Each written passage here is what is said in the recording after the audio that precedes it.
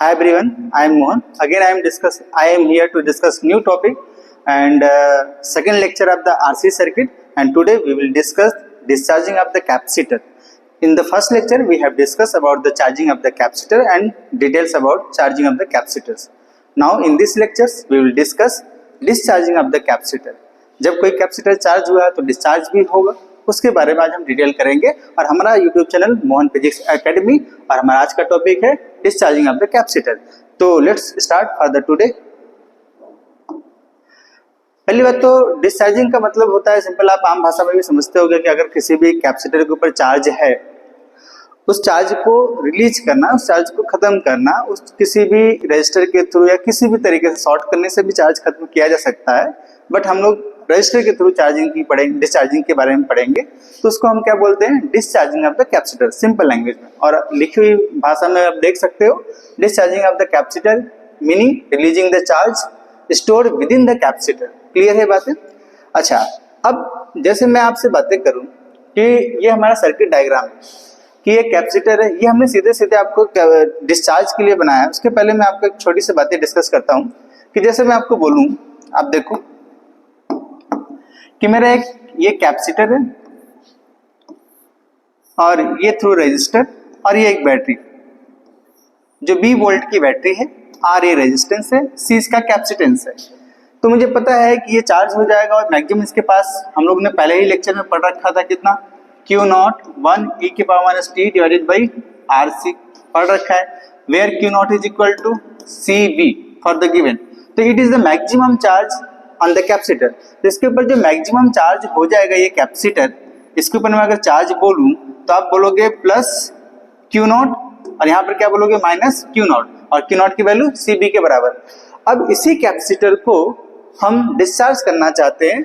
अब डिस्चार्ज कहाँ करें, थ्रू द रेजिस्टर। अब इस कैपेसिटर को हमने डिस्चार्ज किया है, रेजिस्टेंस के थ्रू लगाया। तो अब अगर मैं आपको बोलूं, अगर मैं एट t इक्वल टू 0 पे इस चीजों को ऑब्जर्व करूं, at t is equal to 0, तो मैक्सिमम चार्ज कैपिटल Q यहाँ पे लिया गया है, जहां पे कैपिटल Q की वैल्यू अगर हम बोले तो CV बोल सकते हैं। V क्या है, जिस बैटरी के थ्रू ये चार्ज हुआ होगा। अच्छा, अभी कंफ्यूज नहीं होना है, तो हम उसको नहीं भी कंसिडर करें तो अपने को कोई टेंशन नहीं होना चाहिए। बस अपने को बात समझ में आता है कि ये कैपेसिटर है जिसका कैपेसिटेंस C है, इसके ऊपर चार्ज होने के बाद जो चार्ज आया है वो प्लस Q है और उसके नेगेटिव टर्मिनल पे माइनस है। अब मैं इसको रेजिस्टेंस के थ्रू कनेक्ट किया तो मुझे पता है कि अब इसके क्रॉस पोटेंशियल डिफरेंस है। अच्छा, जो पोटेंशियल डिफरेंस इसके क्रॉस है वही पोटेंशियल डिफरेंस क्या अगर मैं सर्किट को क्लोज करूं, की को क्लोज करूं, तो यहाँ मिलेगा क्या, ये प्लस, और यहाँ पे क्या मिलेगा, माइनस। अगर मैं t इक्वल टू 0 पे इस कैपेसिटर के अक्रॉस पोटेंशियल डिफरेंस की बातें करूंगा तो क्या आप ऐसा लिखोगे, क्या, capital Q by C is equal to V, यही होगा पोटेंशियल डिफरेंस। तो जो t इक्वल टू 0 पे इसके क्रॉस पोटेंशियल डिफरेंस है, तो इसके क्रॉस भी यही पोटेंशियल डिफरेंस है, और इसी पोटेंशियल डिफरेंस की वजह से सर्किट के अंदर करंट फ्लो करेगा। अच्छा, जब करंट फ्लो करेगा तो मुझे पता है रेजिस्टेंस के क्रॉस क्या होगा, हीट लॉस होगा, हीट के फॉर्म में एनर्जी बाहर आएगी।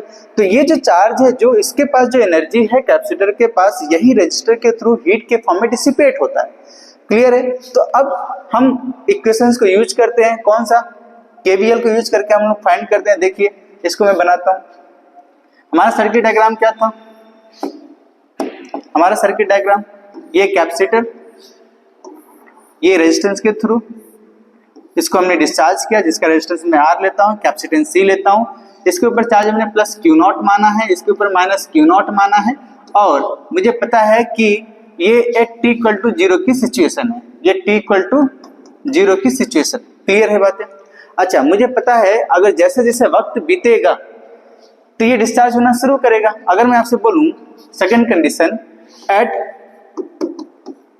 t is equal to 0 plus, तो मुझे पता है यहां से चार्ज जाना शुरू करेगा, और मैं ये बोलूंगा कि स्मॉल q चार्ज फ्लो करना शुरू किया। क्लियर है बातें? अच्छा, अब ये चार्ज कहाँ आएगा, इधर ऐसे फ्लो करेगा। अच्छा, चार्ज फ्लो करने का मतलब करंट फ्लो करना। तो मैं अभी के लिए बोल दूं, क्या सर्किट के अंदर करंट I है क्या? देखिए आप, सर्किट के अंदर कितना बोल देता हूं, I। तो मुझे पता है कि अगर मैं किसी भी टाइम पे, एट एनी टाइम t पे पोटेंशियल डिफरेंस इस कैपेसिटर के क्रॉस लिखना चाहूं potential difference at any time t across capacitor, तो मैं लिखूंगा कितना, क्या मैं Q बाई C लिखूंगा क्या? देखिए तो, जिसको मैं पोटेंशियल डिफरेंस अक्रॉस कैपेसिटर बोलता है, VC से डिनोट करता हूं। क्लियर? अच्छा, उसी समय अगर मैं इस रेजिस्टेंस के अक्रॉस पोटेंशियल डिफरेंस लिखूंगा तो I इंटू आर लिखूंगा क्या? देखिए तो, क्या मैं VR की वैल्यू ऐसे लिखूंगा क्या? I into R. क्लियर? अच्छा, अब ये पॉजिटिव टर्मिनल हमने बोला है और ये नेगेटिव, तो इधर भी हायर इधर भी लोअर, पॉजिटिव और नेगेटिव। तो अगर मैं इस इक्वेशन, इस सर्किट में, इस लूप में ऐसे घूम जाऊं तो मैं क्या लिखूंगा? इसके क्रॉस का पोटेंशियल को मैंने क्या बोला है? BC। इसके क्रॉस का पोटेंशियल को मैंने क्या बोला है? VR। तो क्या मैं क्या लिख सकता हूं? देखिए आप, using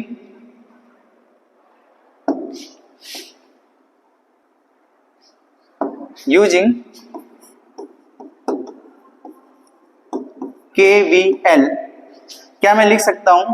BC minus VR is equal to 0, ऐसा लिख सकता हूं। अच्छा, BC की वैल्यू कितनी? Q by C। VR की वैल्यू कितनी? I into R. तो क्या मैं इसको ऐसा लिख सकता हूं क्या? BC is equal to BR। देखिए आप, अब मैं आगे सॉल्व करता हूं इक्वेशंस को। BC की वैल्यू कितनी? Q by C। I की वैल्यू हमको भी पता नहीं है, लिखते हैं अभी। R की वैल्यू R। क्लियर है बात है क्या? अच्छा, अगर मैं आपको बोलूं कि I एक्चुअल में क्या है? Rate of change of current, sorry rate of change of charge के रेट में जो चेंजेस हो रहा है वही मुझे क्या बताता है? करंट बताता है। तो अगर मैं यहाँ I की वैल्यू लिखना चाहूं तो क्या मैं dq बाई dt लिखूंगा क्या? अच्छा, अब मेरे लिए सवाल है कि प्लस होगा कि माइनस होगा। तो मैं आपसे पूछूं कि प्लस होगा कि माइनस, तो मुझे पता है कि टाइम के साथ चार्ज घटेगा, फाइनल चार्ज हमेशा कैपेसिटर के ऊपर घटता जाएगा। तो फाइनल माइनस इनिशियल लिखेंगे, तो फाइनल चार्ज तो कम हो रहा है, इनिशियल ज्यादा था, तो हमेशा ये वैल्यू मेरे को क्या मिलेगी? नेगेटिव।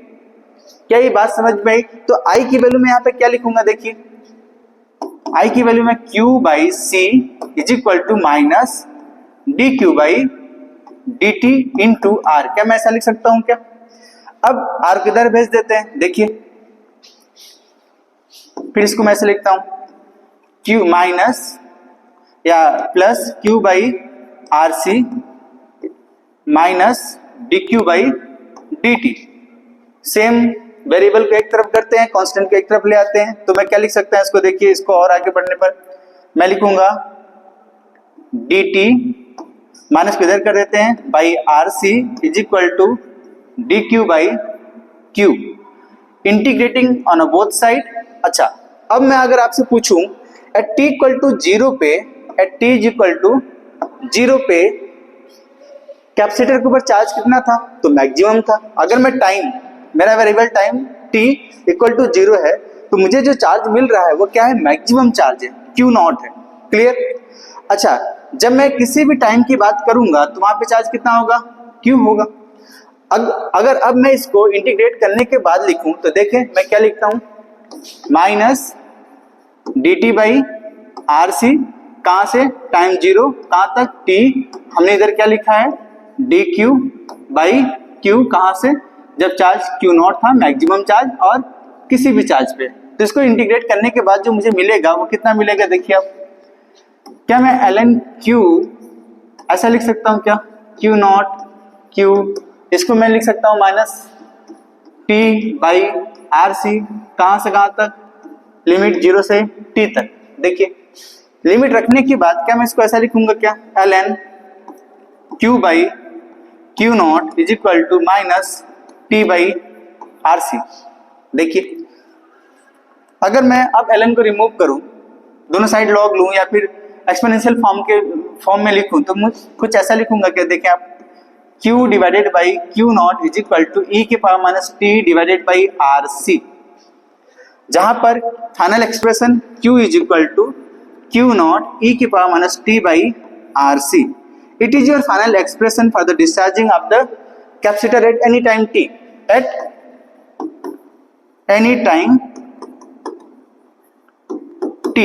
अब मुझे ये बात चेक करनी है कि क्या मेरा जो इक्वेशन आया है डेरिवेशन करने के बाद, ये सही है कि नहीं, तो मैं क्या करूंगा, एट टी इक्वल टू 0 पे अगर टाइम 0 रखूं तो मुझे मैक्सिमम चार्ज मिलना चाहिए, तो रखते हैं एट टी इक्वल टू 0, तो मुझे चार्ज कितना मिलेगा, क्यू की वैल्यू क्यू नॉट, मतलब सही है। At T equal to infinite रखें तो इसकी वैल्यू कितनी हो जाएगी, T equal to infinite, infinite कहेंगे तो 1 बाई इनफाइनाइट होगा ई के पावर में, तो 1 डिवाइडेड बाई ई के पावर इनफाइनाइट की वैल्यू कितनी होती है 0, जो क्या हो जाएगा क्यू की value 0 at T is equal to infinite Q is equal to 0। मतलब जो हमने पढ़ा और लिखा वो सब क्या है, सही है, हमारा इक्वेशन क्या है, सही है। बात क्लियर है क्या? ये किसके लिए हुआ, चार्ज का इक्वेशन हुआ किसी भी टाइम के लिए डिस्चार्जिंग के समय का। क्लियर? अगर इस बात को अगर मैं आपसे बोलूं plot the graph between charge and time, तो मुझे पता है इक्वेशन हमारे पास क्या है, Q is equal to Q not e के power minus T divided by R C. अच्छा, पहले पिछले क्लास में हम लोगों ने आर सी की वैल्यू क्या माना था, टाउ, जिसको हम क्या बोलते हैं, टाइम कांस्टेंट। क्या बोलते हैं, टाइम कांस्टेंट। क्लियर है बातें? अच्छा, अब समझिए इस बात को। अब t इक्वल टू 0 पे, t इक्वल टू 0 पे, t इक्वल टू 0 ये है, चार्ज कितना है, मैक्सिमम, और किसके बराबर, क्यू नॉट के बराबर। t इक्वल टू इनफाइनाइट पे टेंडिंग टू 0 है, तो क्या मेरा ग्राफ एक्सपोनेंशियली कुछ ऐसे होगा क्या, देखिए तो। बात समझ में आई क्या? अगर मैं बोलूं कि what is the charge at t is equal to tau, तो क्या होगा, तो मैं टाउ की वैल्यू रख देता हूं, तो टाउ की वैल्यू जब मैं रखूंगा तो ये क्या हो जाएगा, e के power minus T divided by tau. t की वैल्यू में टाउ रखूंगा तो देखिए क्यू नॉट, t ऊपर रखूंगा तो e के पावर माइनस 1 आएगा और क्यू नॉट बाई ई हो जाएगा, तो q is equal to Q not by e, जिसकी वैल्यू आप कैलकुलेट करोगे 0.37 इंटू क्यू नॉट आया। इसका मतलब इन one time constant charge on the capacitor will be 37% of the maximum charge. मतलब यहाँ पे अगर मैं ये वैल्यू ले लूं और ये कौन सी वैल्यू है, 37% ऑफ द मैक्सिमम चार्ज, ये कौन सा टाइम है, टाउ। एक टाइम कांस्टेंट में कैपेसिटर के ऊपर जो चार्ज बचेगा वो 37% बचेगा मैक्सिमम चार्ज का। क्या ये बातें समझ में आई क्या? अब हमें इसके लिए फाइंड करना इक्वेशन किसका, करंट का, कि करंट सर्किट में टाइम के साथ क्या होगा। तो जब हमारे पास चार्ज का इक्वेशन आ चुका है तो हम करंट फाइंड कर सकते हैं। तो अभी हम लोगों ने करंट की वैल्यू क्या लिखी थी, minus D Q by D T for this circuit only. क्यों? क्योंकि हमें पता है कि चार्ज घट रहा है तो करंट भी घट रही होगी धीरे धीरे। अच्छा, तो उसकी वैल्यू हम लोग अभी हमने d by D T, Q की वैल्यू क्या फाइंड किया, क्यू नॉट e के power minus T divided by R C. अब मैं इसको डिफरेंशिएट करूंगा तो मेरे को क्या मिलेगा, देखें आप, minus D Q by D T is equal to Q not e के power minus T divided by R C into minus 1 by R C. देखिए तो क्लियर है बातें? तो माइनस माइनस यहाँ का प्लस हो जाएगा क्या, अब मैं इधर लिखूंगा क्यू नॉट। अच्छा, क्यू नॉट की वैल्यू मैं सीधे सीधे रख देता हूं यहाँ पे, कितना, सी वी। ठीक है, देखें आप, तो मैं इसकी जगह तो मैं क्या लिखूंगा, सी वी बाई आर सी ई के power minus T divided by tau या आर सी। तो सी और सी कैंसिल हो जाएंगे, बी बाई आर बचेगा, बी बाई आर क्या है, बी बाई आर ई के power minus T divided by tau या आर सी, जो भी आप बोलो, सब बात ठीक है। बी बाई आर क्या है, it is the maximum current inside the circuit at T equal to 0। ये क्या है, बी बाई आर क्या है, आई नॉट। कब, V क्या है, potential difference across the capacitor in the initial time. तो ये आई नॉट क्या है, एट इनिशियल टाइम। क्या ये बातें समझ में आई क्या? तो करंट का equation eight any time t मैं लिख सकता हूं t बाई आर सी या e के पावर या आई नॉट e के power minus T divided by tau. अगर मैं इसका ग्राफ प्लॉट करूंगा तो देखें, ये टाइम का और ये किसी भी टाइम के बीच, तो मुझे कितना पता है कि सेम ग्राफ होगा। ये क्या, आई नॉट की मैक्सिमम वैल्यू, फिर ये ऐसे जाएगा। बातें समझ में आई क्या? अगर in one time constant current कितना होगा सर्किट के अंदर, तो मैं क्या लिखूंगा, I is equal to I not ई के power minus tau divided by tau which is equal to I not by e, जिसकी वैल्यू कितनी होगी 0.37 of I not is equal to I. क्या ये बातें समझ में आई क्या आपको? देखिए इसका मतलब ये हुआ कि एक टाइम कांस्टेंट में जो करंट बचेगा सर्किट के अंदर वो 37% ऑफ द मैक्सिमम करंट बचेगा। मैक्सिमम करंट मतलब इनिशियल टाइम में जो करंट है, और ये क्या है अपना टाउ, जिसकी वैल्यू कितने आरसी के बराबर। क्या ये बातें समझ में आई क्या? आप समझे आप इस बात को?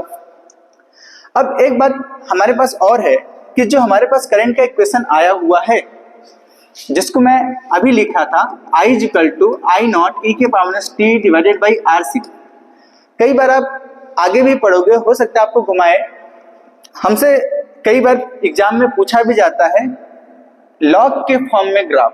अच्छा, अब मैं आपको बोलूं कि मुझे प्लॉट करना है ग्राफ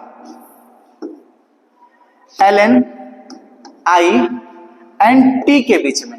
किसके बीच में? L N current and time के बीच में ग्राफ प्लॉट करना है। तो मैं क्या करूंगा, इनको लॉग लूंगा, तो मैं लिखूंगा L N I divided by I not. मैंने क्या किया, आई नॉट को पहले इधर ले आया, तो मैं क्या इसको लिखूंगा, इसको एल एन लूंगा, एल एन ई के power minus T divided by R C. तो क्या ये ऐसा लिख जाएगा क्या, L N I divided by I not is equal to minus T divided by R C. अच्छा, ये लॉग ए बाई बी के फॉर्म में है, तो हम इसको लिख सकते हैं L N I minus L N I not is equal to minus T by R C. देखें उसको उधर भेज देते हैं, तो L N I is equal to minus T by R C plus L N I not. क्या I not तो initial current है ना, टी इक्वल टू 0 पे ये क्या है, इनिशियल करंट है, और ये फिक्स वैल्यू, ठीक है क्या? तो इनके बीच का ग्राफ अगर मैं आप इनको कंपेयर करोगे किससे, y is equal to M X plus C से, तो ये y है अपना, और ये m है, m है, और ये x जिसको हमने t बोला है, और ये अपना c। तो m की वैल्यू कितनी, m की वैल्यू कितनी, -1 बाई आर सी। इसका मतलब क्या हुआ, -1 बाई टाउ। मतलब मुझे जो ग्राफ का स्लोप बता रहा है वो टाइम कांस्टेंट के बारे में बता रहा है। इसका मतलब ये है कि जिसका स्लोप बहुत ज्यादा है उसका टाइम कांस्टेंट बहुत कम होगा। क्लियर? माइनस मतलब स्लोप नेगेटिव, मतलब 90 डिग्री से ज्यादा एंगल फॉर्म होगा। अच्छा, अगर इसका ग्राफ में प्लॉट करूं तो शायद ऐसा होगा, देखें। और ये कौन सा value, L N I not. बात समझ में आई क्या? ये बात क्लियर है? अच्छा, मुझे ये बात समझ में आई कि t इक्वल टू 0 पे एल एन आई पे ये कट करेगा। अच्छा, अब मैं आपको बोलूं कि i की वैल्यू 0 है, तो एल एन आई नॉट की वैल्यू कितनी हो जाएगी? अगर मैं i की वैल्यू 0 रख दूं, करंट ये 0, तो यहाँ एक्सिस पे कहां कट करेगा, देखें आप। अच्छा, t की वैल्यू मैं रख के दिखाता हूं आपको।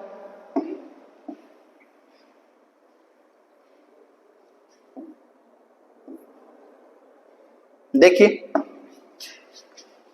when t इक्वल टू 0, तो हमने इंटरसेप्ट बता दिया। अब ln 0, और ये कितना हो जाएगा, minus T by R C plus ln I not. अच्छा सॉरी, ln 0 नहीं, आप इस बात को ऐसे समझे, हमने ln आई को y माना है। क्या माना है? y। तो ये y की ln आई ये पूरा 0 हो जाए, तो ये ग्राफ कहाँ कट करेगा, इसकी वैल्यू 0, तो ln आई नॉट की वैल्यू कितनी हो जाएगी, देखिए t बाई आर सी। जिनको आप सॉल्व करके ले आओगे तो ये यहाँ पे कहीं कट करेगा, ठीक है क्या? अच्छा, अब आगे देखो, अगले सवाल की हम लोग बातें करते हैं। इक्वेशन जो फाइनल हमें आप मिला हुआ है उनकी हम लोग बातें करें। Q is equal to Q not ई के power minus T divided by R C, ठीक है। क्यू नॉट की वैल्यू सीबी भी लिख सकते हैं, अगर मुझे 20 वोल्ट से बैटरी चार्ज किया गया है तो ई के power minus T divided by R C. Clear? अच्छा, करंट की इक्वेशंस लिखेंगे डिस्चार्जिंग के लिए, तो मैं क्या लिखूंगा, आई नॉट ई के power minus T divided by R C, या मैं लिख सकता हूँ वी बाई आर, वी मतलब जिस बैटरी से चार्ज किया गया है, ई के power minus T divided by R C. Clear है? या इसी को मैं ऐसे भी लिख सकता हूँ वी बाई आर ई के power minus T divided by tau. Clear? ये सब फाइनल इक्वेशंस है। एक छोटा सा न्यूमेरिकल हम लोग इस बात पे करते हैं, देखें आप न्यूमेरिकल क्या है, इसको पढ़ो आप। पहले पॉज करके एक बार ट्राई करो आप इस न्यूमेरिकल को, फिर आसान सा वैसे सवाल है, पॉज करके ट्राई करोगे तो आ भी जाएगा आपको। आपने बहुत सारी इसके बारे में इन्फॉर्मेशन रखा होगा, छोटी छोटी बातें हमें बस ध्यान देने की है। मैं सवाल को पढ़ता हूं, आप देखो। Let's see with the capacitance of a capacitor discharging through a resistor are.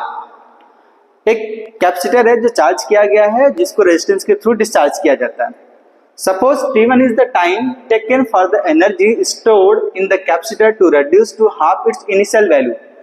यदि मैं आपको बोलूं कि इनिशियल वैल्यू यू आई की वैल्यू मैं यू नॉट बोलता हूं, ठीक है, तो यू नॉट बाई 2 होने में जो समय ले रहा है, वो टाइम जो लिया जाएगा वो T1 है। क्लियर? अगली बार पढ़ते हैं।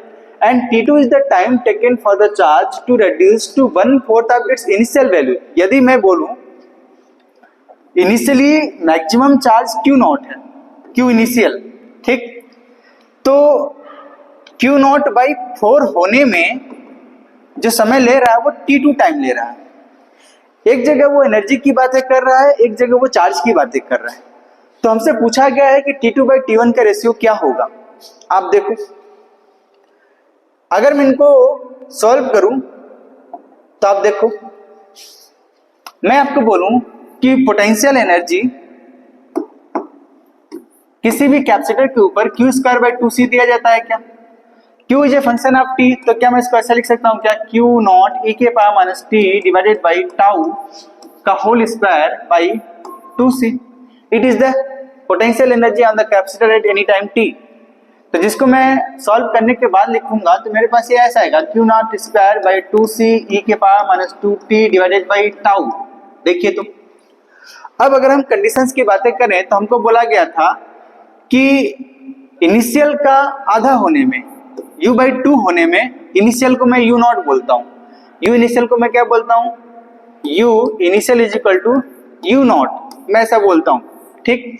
तो इसको आधा होने में T1 टाइम लिया गया। अच्छा, तो मैं लिखता हूं, अब देखो, U not by 2 is equal to, उधर कितना आएगा उसकी वैल्यू को ही मैं क्या बोला हूं, U नॉट e के power minus 2 T1 divided by tau. देखिए, इक्वेशन समझ में आया क्या?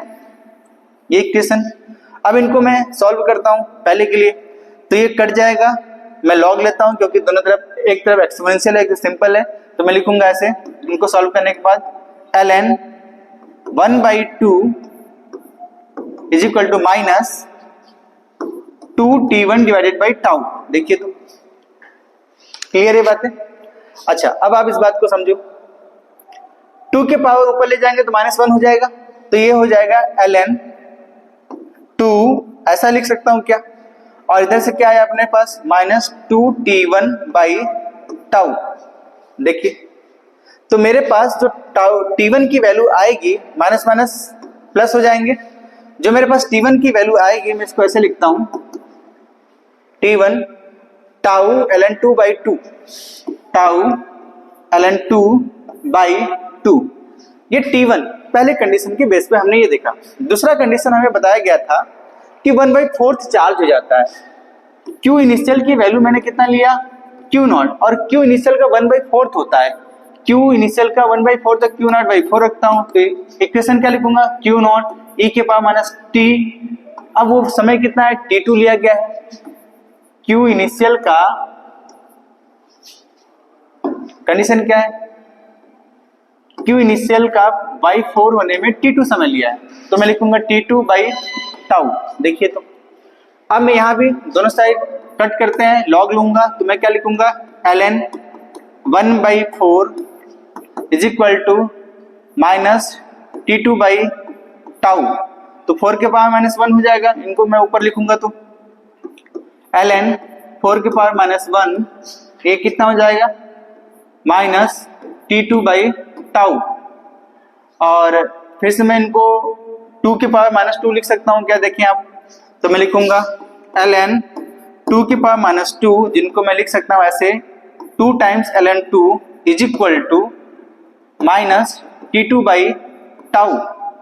तो माइनस माइनस कट जाएंगे, तो मैं इसको ऐसे लिखूंगा क्या, 2 tau ln 2 is equal to T2। और हमसे सवाल क्या था, हमसे सवाल देखिए, T2/T1 का रेशियो चाहिए, T2/T1 का रेशियो चाहिए। T2 की वैल्यू अपने पास आ चुकी है, तो मैं यहां पे कर देता हूं, आप देखें T2/T1, T2 की वैल्यू कितनी 2 टाउ ln 2 और T1 की वैल्यू कितनी आई है, प्रीवियस पेज से देखें हम लोग, T1 की वैल्यू आई है टाउ ln 2/2, टाउ ln 2/2 ये आया है। तो देखिए आप इनको सॉल्व करोगे तो कैसे होगा, ln 2 cancel, tau tau cancel, 2 ऊपर जाएगा तो ये कितना हो जाएगा 4:1।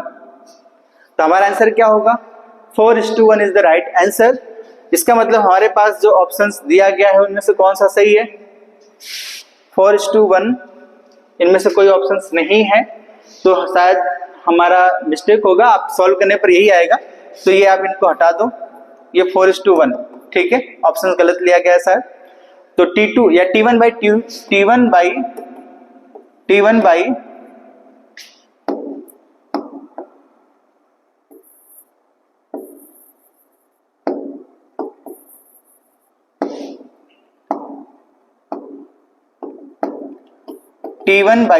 T2 का रेशियो 1:4 आएगा, ठीक है।